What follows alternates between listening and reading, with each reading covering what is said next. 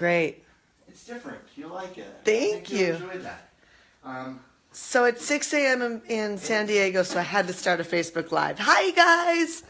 You want to say hi? Hi, who is it? It's a bunch of people on our HeartCore business page. Nice to meet you. My name is Michael. Have a great day. We have some wonderful bacon and scrambled eggs. Yay. It's going to be a gorgeous day in Scottsdale today. Awesome. Weather should be amazing here, about 82 degrees. Great. I'm in my pajamas. Who does a Facebook Live in their pajamas? Wow.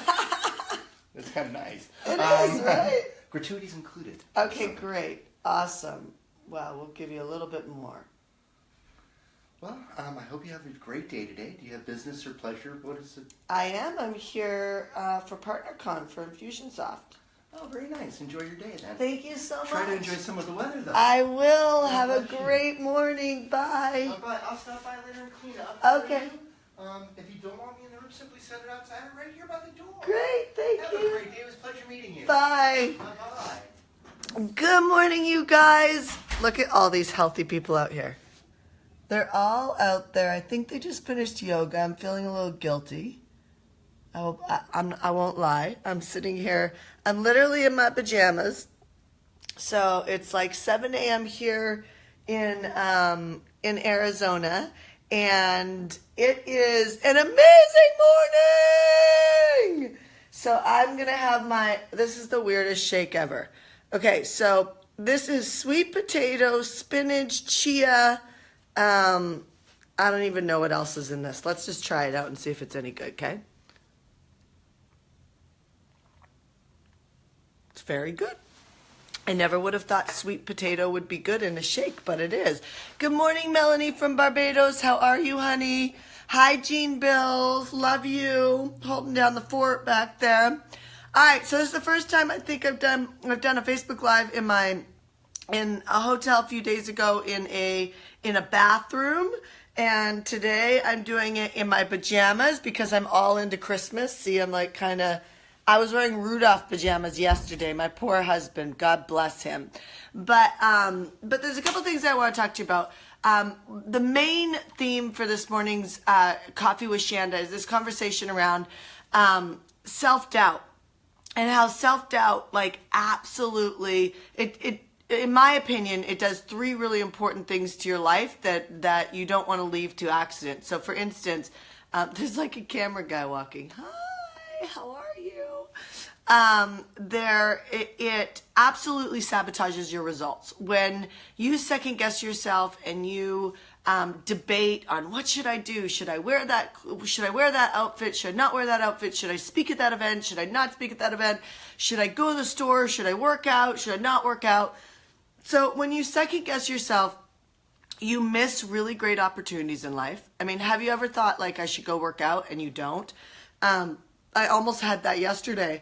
I was talking on the phone to Janice, and I was sitting outside the gym, and as we were talking and praying, I was like, oh my gosh, the gym looks really full right now.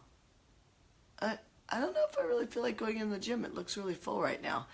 And then I had that immediate second guessing thought that had me I actually turned on my car as if I was going to leave, and I caught myself and I turned off the car, and I was like, I'm not going to second guess myself. I'm going to the gym, right? So when you second guess yourself, you miss out on great opportunities that you absolutely want to do. Second thing you do is you sabotage your results.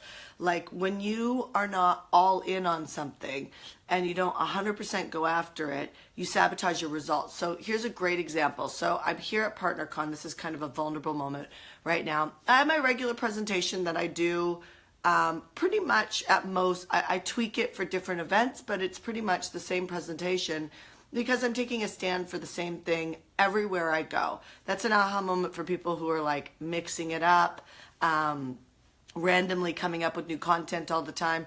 It really takes a long time for you to create a movement, and for you to make a big impact in the world, I don't want you just to help 20 people with one topic. I want you to help, I want you to have 2 million, 1 billion. I want you to really focus on really taking a stand with something and transforming the world with that stand, and realizing it's okay if people have heard it before.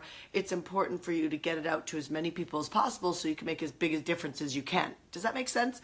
So so the second thing that second guessing hurts you with is it has you sabotage your results. So I'm sitting here at PartnerCon and on my way to PartnerCon for literally the last week. I've been saying, oh, I really need to sit down and look at my presentation. I did. I sat down and I looked at my presentation. I tweaked it for PartnerCon. But I wasn't really feeling like, I just wasn't in love with it, right? Like I was like, should I use PowerPoint? Should I not use PowerPoints? And now, and I've gone through this for like literally the last 2 weeks, but the last week I was thinking about it a lot more. And so I showed up here at Arizona last night, and on the plane I realized I didn't bring a thumb drive. So not that I can't email my PowerPoint, I can, but I didn't bring a thumb drive. So I thought, I was leaving it to the last minute, which I never do, by the way. I'm a huge fan of being done way in advance. I was leaving it to the last minute with making a decision, not with the quality of my work, because my quality of my work is good either way, meaning that I know what I'm talking about. I talk about it all the time, but it was like, do I really want to, like, honestly, I'm kind of getting to this point where I'm not really enjoying using PowerPoints when I present. But that second guessing and, stalling conversation put me in a position this morning where really, honestly, I'm not using PowerPoints. And I'm not using PowerPoints because they're not ready. You know what I mean? Like they're not ready to the standard that I would want them to be ready for this morning. Meaning that if I was to use them, I would use my old presentation. Presentation I tweaked last week for this presentation. But you get what I'm saying? Like, see, even when I'm even trying to teach this to you, it's got all this like broken down, not really quite polished way of being.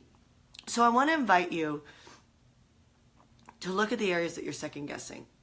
It's not about you and I being perfect. I mean, this game of judging people or telling people that they need to be like, even especially your spouses, you guys, like, or your good friends or your clients that you're coaching, really come with a pure heart of acceptance and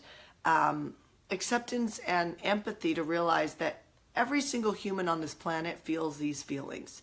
And the best of the best of the best are not perfect. And the most polished, master at anything, I don't believe is perfect. Whenever you put us in a human body, you have human experiences. And when you have human experiences, you have feelings and emotions. And I often say, don't run your business based on feelings and emotions. Do it based on commitment. So, I wanted to share with you authentically what just happened to me, and to hopefully prevent you from either going through stress, or there's always an element of stress when you haven't made a decision. There's always an element of an open loop and an incompletion when you haven't made a decision. And I just want to encourage you to make a decision today. So what's out there, hanging out there that you haven't made a decision on yet, that you could make a decision right now, and then make your decision, as my good friend Suzanne Evans says, make your decision right. Meaning that just go ahead and just make the decision right. Don't second guess it anymore. Don't make a rule with yourself. You're not even going to think about it anymore, and it's done. So does that make sense to you? So I just wanted to share that with you. Another piece that I want to share with you this morning is another vulnerable moment. Wow. So we had a significant amount of extra money come in last month into HeartCore. A bunch of people paid in full for our PACE Club. It was just a kind of an overabundance of what normally comes in. And I was feeling this, I don't know how to describe it, almost like this stress or this pressure on my heart, right? And I phoned Janice, the woman who I pray with. She's just an amazing woman. And I called her and I said, it's so strange, there's so much money, and I've experienced this over, I hope somebody isn't mean by saying, oh, you know what I mean? I'm being really vulnerable right now. There's been so much money that we've created and earned at HeartCore over the years. And there are many, many years of me working in closets and sacrificing a lot to get here. I'm not the coach that's going to stand in front of you and say that balance is real, because it's not. And I'm definitely the coach that when my clients really want to create, they want to see what they're made of. They want to see what type of impact they can make in the world. And they're willing to, stop being selfish and really start being giving and generous. I'm the coach that they come to because I'm going to call BS on all the areas where they're like, I need balance, I need to pull back. I say, no, you got a bigger purpose on this planet. And there's a bigger meaning and fulfillment for your life if you would just put yourself aside for a second and give. You actually end up receiving more love, more money, more freedom, right? So I have more freedom today than I've ever had in my life and inside my business. Money, time, everything. There's just been more freedom now. However, like with this overabundance of money, and I want to make sure that I'm clear because I am the money healer on the planet, if you want to call it. Like, it has nothing to do with the money. Money is just energy. But I called Janice and I said, I'm feeling afraid. I said, I'm feeling afraid. My dad, my dad they sold the house that he lives in. And so he got a 20-day eviction notice, which means that I'm actually it's an opportunity for me to move my father to San Diego. So I'm going to move my father and his family to San Diego, which means I've got that bill. I got to find them a new house. I've got that bill. My windows on our new house that we're building, Ash and the builder tried to save some money and put vinyl windows, and my designer caught it and was like, no, you can't put designer windows. We need to put Fleetwood windows in. And so that was like an extra $58,000 cash. Then there was, another $100 and something thousand for a new mentor, to meet with them 3 times. Then there was 3 times next year. So that's another $100,000, over $100,000. Then, we're looking for a COO for HeartCore. That's a significant investment. I have another significant team player coming on right now that is a significant investment. And, and so my point is it's like, my quarterly taxes are ridiculous. I've given a ton of our clients where they haven't had to pay us any money because they were in Puerto Rico or were affected by the hurricanes. I've got, another person, a couple people, other people that have had, massive challenges inside of our HeartCore community, and I've given financially there. My point is like everything, right? And I remember this feeling when I started my business. It's like, shit, like if another thing hits me, like I'm going to go under feeling, right? And what's funny is it's kind of like, it reminds me of like when somebody's really busy, like in their career, and then they retire and they're still really busy. Like it's a deep rooted pattern in the way that we think. This is why I go after my clients' thinking all the time. Like I tell them all the time, you can't trust your thinking. Like this conversation that you have to pull back, like you can't trust your thinking. It's just not trustworthy, right? That's why hanging out with a really good coach that could really influence you more so than anything is really important. And trusting that person, even when you don't trust yourself, is really important because your thinking will just short circuit your whole purpose, right? It'll short circuit your whole purpose. And so even though there's like all this wealth coming in and honestly, a lot of wealth stocked away, if something happens to me, I want to make sure that the HeartCore employees are not affected, that my home, my family is not affected. Like I've done a lot of things to be responsible for the rainy day. And this isn't even a rainy day, but why was I feeling this really heaviness of pressure and fear of like there's not enough, or like I'm going to go under, or fear that money is in shortage. And I was like, I feel like I just need to go up for another run, right? Because every time you physically move your body, you exert some of that energy and it moves. This is why training as an entrepreneur is so critical, like not just going to spin class, but really endurance training. It's why when you're ready to hear it, you'll hear it from me, is really important because it reduces the stress on your body and it reduces the stress in your mind. It also opens up the space for creativity to come in, which doesn't happen the same way through meditation. Not going to go into physiology around that. But anyway, there's a lot of things that I do to hack the system so that my life works in much more of a peaceful way. But I called Janice and she said, Shanda, what is your tithing like? I said, well, I think my tithing's pretty good. I was like, it's, I'm pretty good. And she goes, let me ask you a question. She goes, how do you tithe? And I said, well, I tithe in chunks throughout the year. I tithe reoccurring to the church. I tithe. And she says, when you get money in, do you tithe off the top? The Bible calls it the first fruit, right? Do you tithe off the gross and the first fruit that comes in? And I said, no, I don't do that. And she goes, okay, so I want you to look at last month and the part of the money that you have not tithed on. I want you to go and I want you to tithe on that. And I was like, Janice. And here's been the game, right? Here's been the game I've played with myself, which is like, I'll tithe, I'll give my 10%, but I'm going to give it on my terms when I feel more comfortable and I can move things around, typically towards the end of the year, things like that. I'll tithe throughout the year, but I'll like shore up at the end of the year when there's kind of nothing left to pay for and I feel safe, right? And she goes, I want you to go do it now, right? I want you to go do it now. And I was like, okay. And I felt this exhilaration of passion and excitement and nerves and like, not even nerves, like worthiness, like confidence, like, oh my God, like I'm excited to be this type of person, right? And it was like this up-leveling. And I went home and I prayed and I read the part of the Bible that talks about, this piece of really trusting in tithing. And I prayed and and in the Bible it says, test the Lord on your tithe. And so I tithed another $70,000 yesterday and to the church. And before I did that, I called her and I said, could part of my tithe be towards my father? And she said, no, that's an offering. She goes, that's not a tithe.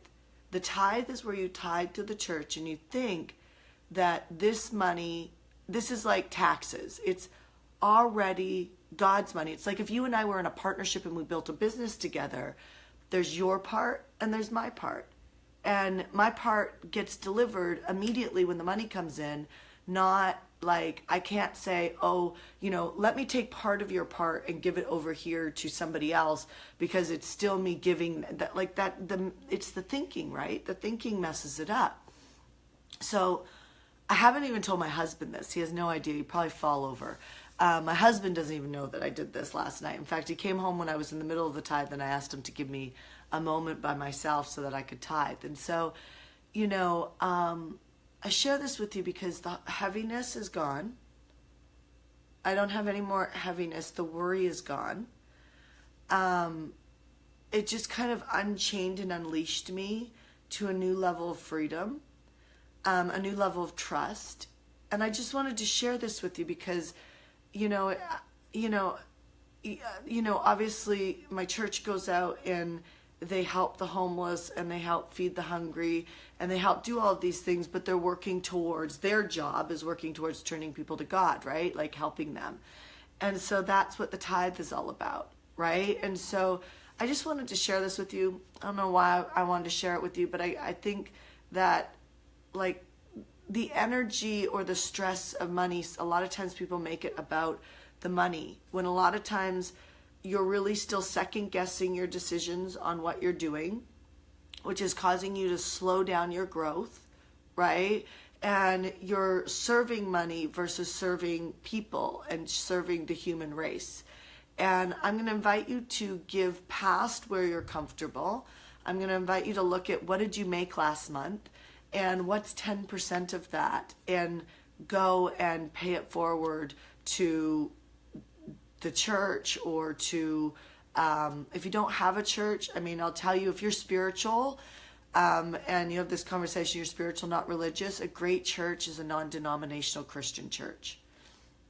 It's a great church. It was the only church that I was able to do the transfer for me from being spiritual into really studying biblical texts, because it takes everything I learned in spirituality and really just puts it in a biblical text that makes it that much more real for me and that much more, I guess, committed, versus the ups and downs. So I hope that this was helpful. I hope it made a difference for you. I hope that you'll take the challenge, that look at what you earned last month and actually tithe that 10%. You could find a church that is helping Puerto Rico or helping homeless people or little children or orphans. You can, in most churches you can actually choose where you want the money to go to, and specifically tithe it to that specific area that is important to you. So you can do all of that. Somebody just asked me what's the Bible I read, and then I'll end on this. Here is the Bible that I read. Oh, I'll give you one more funny fact of Shanda. I read this Bible, and at the back of the Bible it tells you every single day what the little insert is that you can read. Okay, so here's a funny fact on Shanda. When I come to hotels, I always sleep, I don't know if you can tell, I always sleep on towels. Isn't that funny? Everybody in my life knows this. I always put towels on the bed, and I actually always sleep on towels. So there's a funny little fact that I'll give you at the end of my morning Facebook Live. All right, you guys, God bless. Have a great rest of your day. And I'm going to go get ready to go speak at PartnerCon this afternoon. I'll talk to you soon. Bye.